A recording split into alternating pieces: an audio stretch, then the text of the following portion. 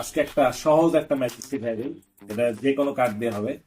তো কার্ডটা নেবেন, আমি একবার দেখবো এবং আমি তিনটা একই রকম কার্ড বের করবো, ঠিক আছে?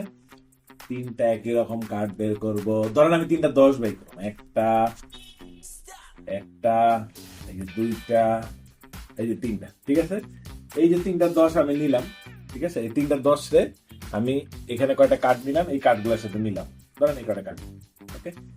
আমি একটা অন্য কার্ড নিলাম, একটা 10 নিলাম, একটা অন্য কার্ড নিলাম, ঠিক আছে? একটা 10 নিলাম, একটা অন্য কার্ড নিলাম, একটা 10 নিলাম, ঠিক আছে না? কিন্তু আমি যদি একটা স্ন্যাপ করি, তাহলে উপরের তিনটা কার্ডই এখন 10 হয়ে গেছে। তো এটা আমি শিখাই দিতেছি, আপনারা কেমনে করবেন খুবই easy এটা। এটা হলো যে হচ্ছে আপনার সাফলকের আপনার কাছে দিব, তা আপনি খালি দেখবেন নিচ থেকে 3 নাম্বার, মানে অ্যাকচুয়ালি উপর থেকে 3 নাম্বার কার্ডটা কি, এটা কি জ্যাক অফ ক্লাবস। তাহলে আপনি বাকি তিনটা জ্যাক বের করবেন, ঠিক আছে? তা আপনি ধরেন যে এই যে একটা জ্যাক বের করবেন, এই যে একটা জ্যাক বের করবেন, আর একটা জ্যাক কই ভাইয়া, এই আর একটা জ্যাক বের করবেন, ঠিক আছে? তো যেটা হলো আপনার অন্য কালার থাকবে, দেখেন এখানে দুইটা লাল একটা কালো, তো কালোটা সবার আগে দিবেন, ওকে?